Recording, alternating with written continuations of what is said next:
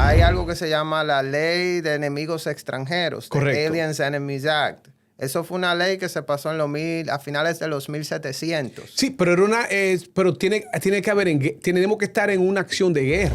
Estamos viendo un esfuerzo de las autoridades de encarcelar y tratar de deportar a estudiantes que están usando su derecho constitucional, porque para que se entienda, todo el que está en los Estados Unidos está protegido por la Constitución. Algo que es cierto, y nunca se me olvida, cuando estaba tomando la clase de ley constitucional en la Facultad de Leyes, la profesora nos dijo, al final del día esto solo funciona si las personas juegan por las reglas.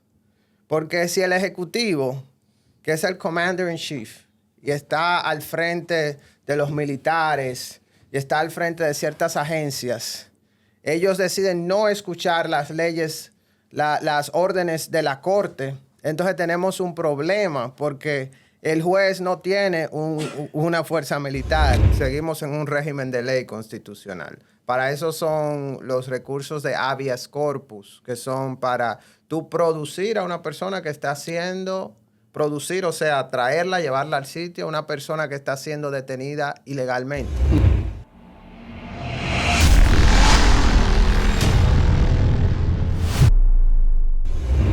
Ha sucedido tanto cambios y tantas iniciativas que hemos visto con lo que tiene que ver el tema de inmigración aquí en los Estados Unidos.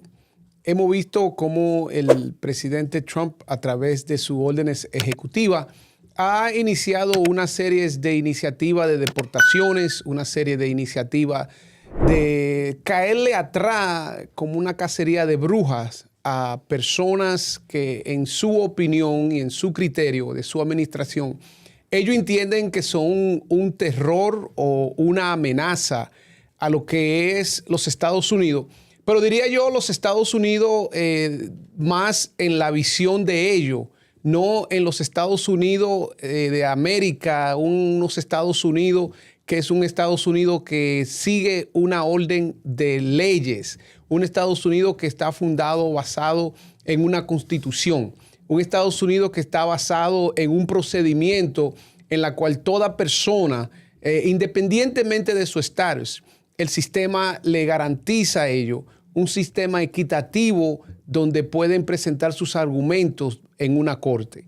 En este caso estamos viendo cómo el sistema de inmigración en esta administración es un sistema donde aceleran la deportación sin darle la oportunidad a una persona de pasar por un proceso donde un juez escuche los argumentos si la persona necesita estar en los Estados Unidos, si la persona realmente ha cometido un delito que amenaza lo que es la seguridad nacional, como dicen ellos, o si esa persona realmente debe de ser devuelta a su país. Eso es lo que la Constitución y el sistema de ley en Estados Unidos requiere. Pero estamos viendo que en la administración de Donald Trump, ese no es el sistema que estamos siguiendo. Estamos viendo cómo la persona lo están montando en un avión y lo están deportando, pero no solamente lo están deportando fuera de los Estados Unidos, sino que lo están deportando a países que no son el origen de las personas, que es más grave todavía, sin un proceso judicial. También estamos viendo cómo le están persiguiendo a personas que usan el derecho constitucional del libre derecho de expresión, el libre derecho de poder protestar, el libre derecho de alzar su voz. Y en este caso vamos a hablar de eso específicamente con lo que tiene que ver los estudiantes, en este caso de Columbia University, que han sido detenidos, y si no es porque los familiares y las personas que lo apoyan se mueven rápido, también lo montan en un avión y lo deportan sin un proceso. Al punto que lo arrestan, no lo procesan en Nueva York, no lo arrestaron, sino que se lo llevan a Luisiana, donde es otra jurisdicción, otra corte. Pero sin embargo vemos como si no es, como dije, por los familiares que se mueven rápido, esa persona también lo deportan sin un proceso judicial, simple y llanamente porque usó su derecho constitucional de protestar, de alzar su voz, ya sea en contra de iniciativa del gobierno, en este caso estaba protestando en contra de la guerra israelista y los grupos de Hamas y lo que estaba sucediendo específicamente en el Gaza Strip. En este caso vamos a hablar con nuestro invitado hoy, nuestro abogado de inmigración, para que nos hable un poquito y más detallado de qué es lo que está pasando con ese caso y qué entiende él por qué el gobierno de Donald Trump actúa de una manera autoritaria que decide si hablarte en contra del gobierno o si yo entiendo como gobierno que tú estás hablando y eres una amenaza en el criterio que yo presento, te puedo sacar y deportar. Pero quiero hablar los detalles de ese estudiante específicamente, porque ya van unos cuantos, si no me equivoco. ¿Verdad, Noquel, que en este caso estamos viendo que son estudiantes que no estaban aquí indocumentados? Son estudiantes que estaban aquí documentados, inicialmente con una visa estudiantil y luego con una residencia permanente. Háblanos un poquito de ese caso. Así es, Miguel. Primeramente, saludos. Estamos viendo un esfuerzo de las autoridades de encarcelar y tratar de deportar a estudiantes que están usando su derecho constitucional, porque para que se entienda, todo el que está en los Estados Unidos está protegido por la Constitución. Y aquí hay el derecho de la libre expresión y el hacer una protesta pacífica, denunciar de que se maten a niños y a personas inocentes en otro país, está bajo el derecho de libre expresión. Entonces, pero se están tomando represalias por eso, por el simple hecho de que hay estudiantes acá que están protestando en contra de eso. Y hay todo un trasfondo de un movimiento que se dio aquí en los Estados Unidos que presidió todo esto, ¿no? Hubo un asesinato de una niña de 5 o 6 años y su familia mientras iban saliendo de Gaza. El nombre de ella es Hind Rahab. Y salió al aire la llamada cuando la niña de 5 o 6 años estaba llamando como el 911 de allá. Y estaba explicando que había un tanque de guerra afuera y que todos sus familiares que estaban en el carro estaban muertos. Y luego se encontró el cuerpo de ella y de los paramédicos que fueron a asistirla. Y se trató el gobierno israelí trató de desmentir de que ellos no estaban en ese día, en esa área, pero luego salió evidencia de eso.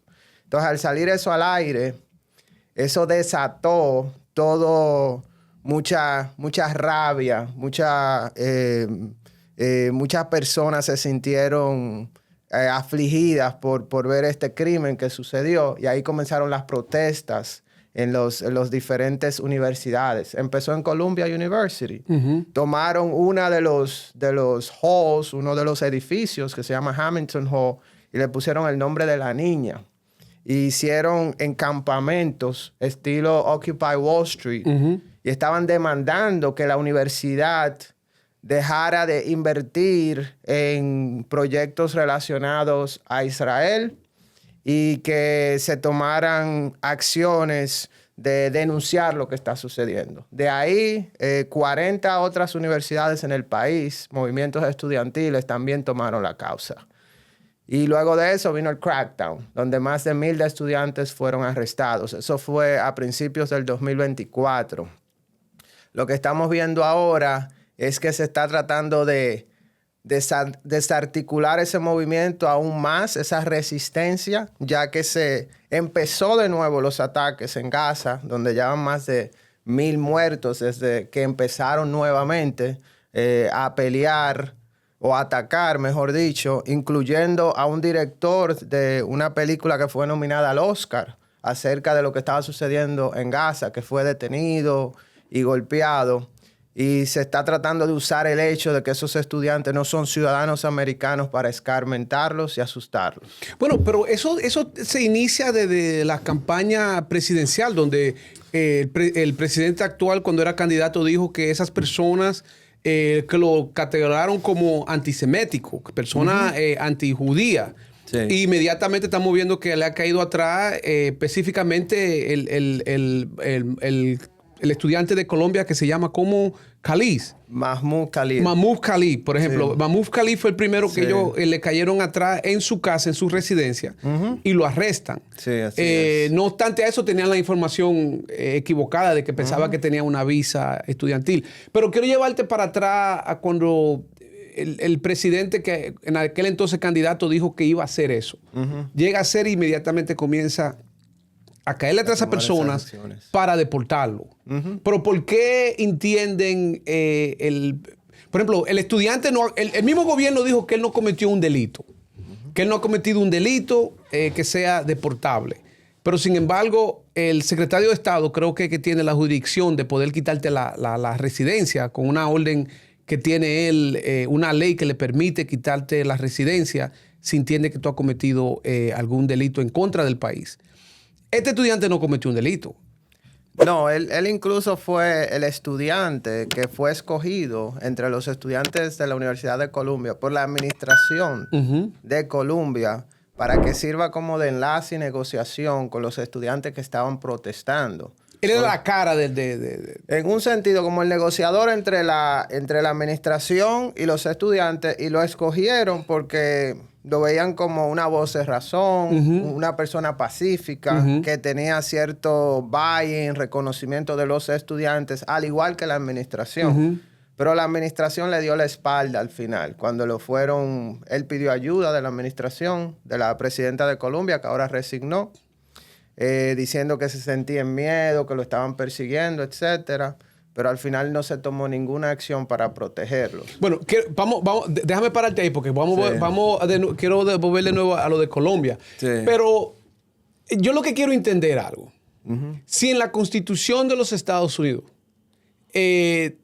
cuando la guerra de Vietnam, que había una acción de guerra, los Estados Unidos estaban en territorio extranjero y los soldados estaban en peligro y estaban peleando, estaban muriendo, lo estaban matando los soldados. Hubieron ciudadanos norteamericanos en territorio norteamericano haciendo protesta. Y no se vio que en ese entonces el gobierno le caía atrás a personas para deportarlos, porque yo estoy seguro que en aquel entonces no solamente eran americanos ciudadanos que estaban protestando. ¿Cuál es la diferencia ahora? La diferencia es que tenemos un presidente que está tratando de extender sus poderes lo más posible. Entonces, ¿qué es lo que está sucediendo? Ellos ahora están, para entrar a la parte de la ley, hay algo que se llama la Ley de Enemigos Extranjeros, The Aliens Enemies Act. Eso fue una ley que se pasó a finales de los 1700. Sí, pero tiene que haber, tenemos que estar en una acción de guerra. Sí, para allá iba.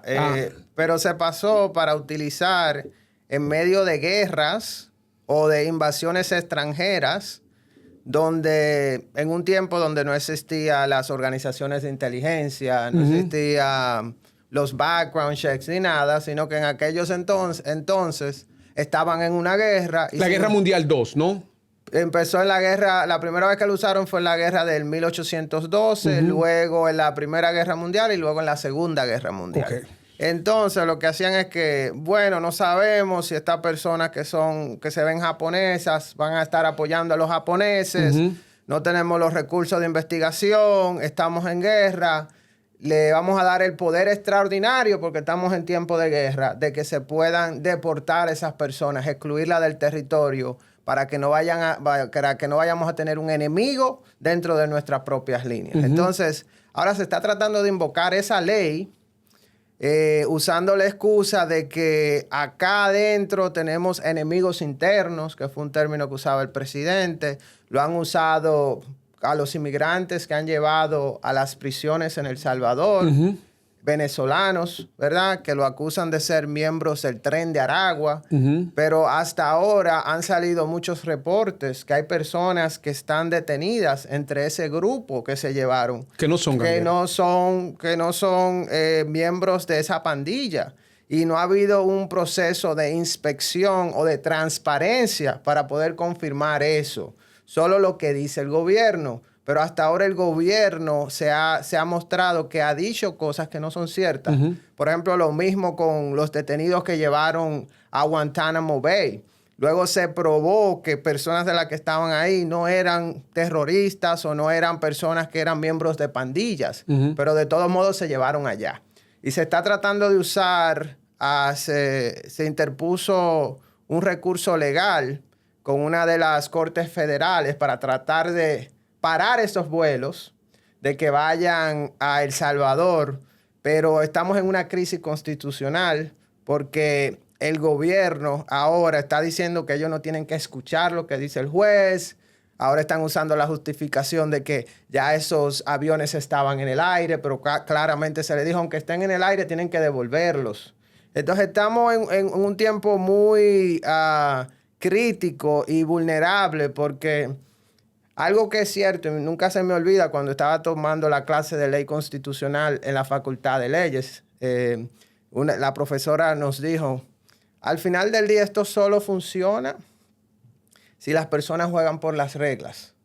Porque si el Ejecutivo, que es el Commander in Chief, y está al frente de los militares, y está al frente de ciertas agencias, ellos deciden no escuchar las leyes, las órdenes de la corte, entonces tenemos un problema porque el juez no tiene una fuerza militar. Bueno, pero Noquel, en ese tema está lo que es la balanza de poder. Y ahí tiene entonces el Congreso que actuar. Porque tienes razón, el Ejecutivo es el que ejecuta. Si la Corte dice que... Y esta es la prueba del gran experimento constitucional que los fundadores crearon. Sí. Esto no se había visto antes. Porque usualmente, bueno, estamos hablando de cada vez que la Corte encontró un mal social y se llevó a la Corte para que interprete el derecho de la Constitución y cómo deberíamos actuar. La Corte falla, da una orden y quien ejecuta es el Ejecutivo basado en la orden de la Corte. En este caso, si el Ejecutivo rehúsa ejecutar una orden de la Corte, es el Congreso entonces que tiene que actuar. O la misma fuerza, los cuerpos castrenses pudieran decir, nosotros tenemos un juramento a la Constitución, no a servirle de por sí al presidente, pero a la Constitución, y pueden tomar acción para defender a la Constitución. Pero ya estamos hablando de un caso muy grave. Bueno, Noquel, no, tú dices algo que es una realidad y yo voy a buscar el clip donde Tom Homan, el secretario de Homeland Security, dijo que no va a escuchar la Corte, que no le importa literalmente.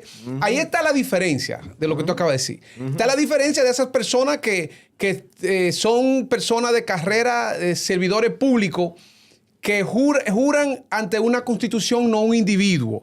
Exacto. El problema que estamos viendo es que las personas que están alrededor del presidente, y esto fue hecho a propósito, son personas que juraron al presidente. Son personas leales al presidente. Ahí vemos el ejemplo de Tom Homan, que lo vamos a buscar y lo vamos a poner, donde él dice que él no va a escuchar ninguna orden de ningún juez, que si un juez dice que no lo deporte, lo van a deportar como quiera. We're not making this up. The Alien Enemies Act was actually a federal law. It's a statute enacted by Congress and signed by a president. Now, that's under litigation. But put that aside, we still have Title VIII authority to remove illegal aliens from the United States, and we're going to continue to concentrate on those who are the biggest threat to our communities, the public safety threats. But you're going to abide by court orders as long as, and go through your appeals process, but you are not going to defy those orders. No.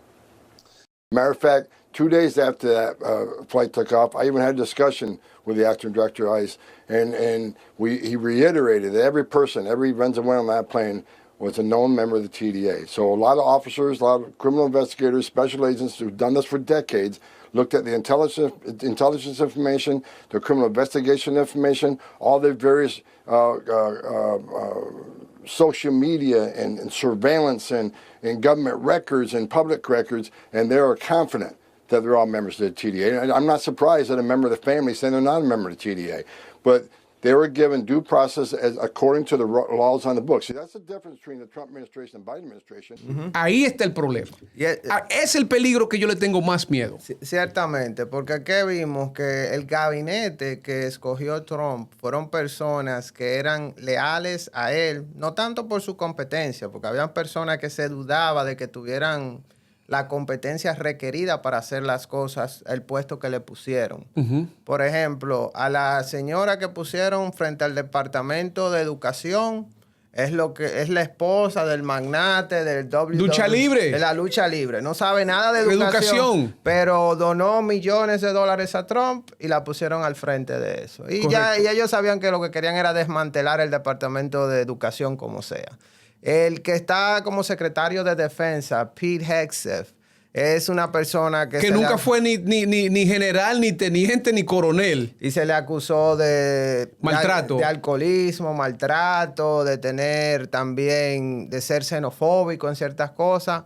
Y se ha demostrado con el escándalo que salió al aire ahora, de que él estaba mandando planes de guerra, de un ataque de guerra. Se hicieron en Yemen. Exactamente, en un group chat que no estaba protegido. Sí. O sea que, imagínate. Bueno, pero no quiero hablar mucho de eso, porque ese es otro tema que queremos hablar. Y realmente, para mí, que soy un fanático del sistema constitucional, esto para mí es muy interesante. Y hay mucho de qué hablar. Pero quiero llevarte de nuevo al problema que yo veo con las deportaciones. Vamos de nuevo al enfrentamiento constitucional y las deportaciones, que es lo que ha desatado esta situación. Sí. Si la Corte, ya lo dijo, ya la Corte, todas las cortes de apelaciones que ha ido el gobierno han dicho que no. Que no pueden seguir con las deportaciones de la forma que lo están haciendo, que es coger a la persona, meterla en un avión y llevarla, no solamente deportarla, como dije, repatriarlo a otro país que no es el de él. Que eso es también algo, nunca se había visto. Tú me vas a deportar y me vas a deportar a otro país que no es el mío. Así a una cárcel de un sistema judicial que no es el mío. Pero si la Corte dice que hay que traer, no lo voy a decir, pero ¿cuál sería el procedimiento si la Corte dice esas personas tienen que pasar por un proceso judicial donde la Corte tiene que decidir si la persona es deportable o no? Porque hay personas que están aquí por seguridad, ¿no? Que están buscando asilo político porque salieron de una situación de su país. ¿Qué sucede si la Corte dice tienen que traerlo para atrás? ¿Le hacen un juicio en El Salvador? ¿Lo traen para Estados Unidos? ¿O le hacen el juicio en Guantánamo Bay? Si la Corte ordena que deben de traerlo de regreso, tienen que traerlo de regreso, ¿verdad? Si estamos seguimos en un régimen de ley constitucional. Para eso son los recursos de habeas corpus, que son para tú producir a una persona que está producir, o sea, traerla, llevarla al sitio a una persona que está siendo detenida ilegalmente. Eso fue el recurso que se llevó a cabo con el joven Khalil, porque lo detuvieron, lo tenían incomunicado, ni siquiera su abogado se podía comunicar con él. Es el estudiante de Colombia. Exacto, que lo llevaron a Luisiana. No sé por qué quieren llevar a Luisiana a todo el mundo. Hay algo en Luisiana. No, porque los jueces, la administración ha dicho que los jueces aquí en la parte norte, todos son demócratas o nombrados por presidentes demócratas. En Luisiana tienen jueces más conservadores republicanos. Es un juego que están jugando. Entonces, también hubo una estudiante, Rumeisa Osturk, que fue detenida y la llevaron para Luisiana. Sí. Ella fue detenida porque ella había escrito en el periódico estudiantil un artículo diciendo que la universidad en Tufts University tenía que dejar de invertir en proyectos que tengan que ver con los israelitas. O sea, que es un gran problema. Y para que no se quede en el aire, lo que estaba diciendo anteriormente, que estaba diciendo del problema que es que el Ejecutivo está tratando de expandir su autoridad más allá de lo que es el juego del balance de poder que tenemos, ¿verdad? De los check and balances. Y el problema está también que tú ves que tiene un Congreso que está subordinado, en su gran mayoría, al Ejecutivo. Ok, pero entonces, tiene una mayoría republicana, Senado y Congreso. Pero entonces, ¿por qué nada se ha hecho a través del sistema legislativo? todo es a través de una corte, de una orden ejecutiva. ¿Qué es lo que yo he cuestionado? Porque el Congreso no le ha cedido. La mayoría republicana en el Congreso le ha cedido su poder al presidente y lo vimos con la última resolución del presupuesto que se pasó para dar los fondos para los diferentes programas del gobierno. Y bueno, era una situación para no cerrar el gobierno, ¿no? Sí, pero la forma que se hizo fue que básicamente no se especificó cómo se iban a gastar ciertos fondos, lo cual le da el poder al Ejecutivo de usar el dinero como le plazca en cierta manera. O sea que están deputizando, le están dando su autoridad al Ejecutivo. Entonces tenemos ese problema. A los legisladores que están hablando y están diciendo algo, lo están hasta amenazando públicamente. Ya amenazaron a Alexandria Ocasio-Cortez, amenazaron también a Jasmine Crockett, otra congresista demócrata, porque lo que está sucediendo ahora mismo, y aquí es que tenemos que irnos a la historia y entender, es que los movimientos autoritarios así es que empiezan. Tratan de comenzar a usurpar los que son las autoridades que no son de ellos, a amasar poder. Usan casos de personas vulnerables, empezando con estudiantes que han enseñado oposición para tratar de crear miedo, porque una vez que ya las personas se someten y son doblegadas, entonces ya no tienen el impedimento para ellos hacer y cumplir su agenda. Bueno, algo que para concluir, porque realmente hay tantas cosas que hablar con lo que está sucediendo. La esperanza que tenemos es que las personas los ciudadanos, están realmente midiendo si estamos mejor, como dice el Frank, que los últimos 2 años. Porque próximamente vienen las elecciones de medio término, donde podemos realmente cambiar el rumbo donde vamos. Porque no vemos cambio en la economía. Vemos las personas que andan asustadas, intimidadas, y creo que lo bueno de este sistema democrático que vivimos es que, como dije, es un experimento y cada 4 años y cada 2 años le podemos ajustar ese experimento, a ver si está funcionando, si está dando los resultados que necesitamos.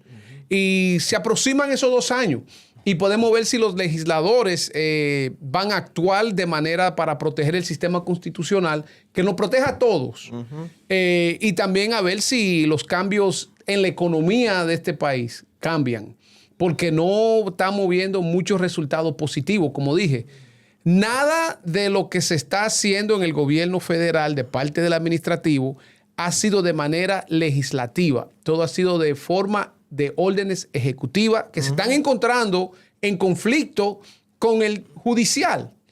Y ese es el confrontamiento que estamos teniendo. Y esperemos que el gobierno, el ejecutivo, no se siga excediendo, porque si llegan al punto donde vulneran los derechos de las personas aún más y llega a un momento donde la gente ya no tenga confianza en las instituciones democráticas, entonces el país va a terminar o en tiranía o en revolución. Entonces, si se va a evitar eso y nos vamos a mantener en el régimen democrático, se tienen que seguir las reglas democráticas. Bueno, esperemos que no lleguemos ahí, pero estamos con la esperanza que en 2 años vamos a ver cambio. El año que se aproxima vamos a ver cambio. Con Dios delante, como dice, esta es una de las naciones, al igual que la República Dominicana. ¿Sabes que República Dominicana es una de las banderas que tiene la Biblia? Y aquí en Estados Unidos tenemos en Dios confiamos. En God we trust. Y en Dios confiamos que va a haber cambio. Amén. Señores, hasta la próxima en su programa El Implacable. Recuerden que si les gustó nuestro comentario de hoy, denle le gusta. Síganos en las redes, ya sea Facebook, Instagram y YouTube. Le pedimos que compartan con sus amigos, nos ayuden a crecer para que también podamos llegarle a más personas con el contenido que le traemos. Hasta la próxima.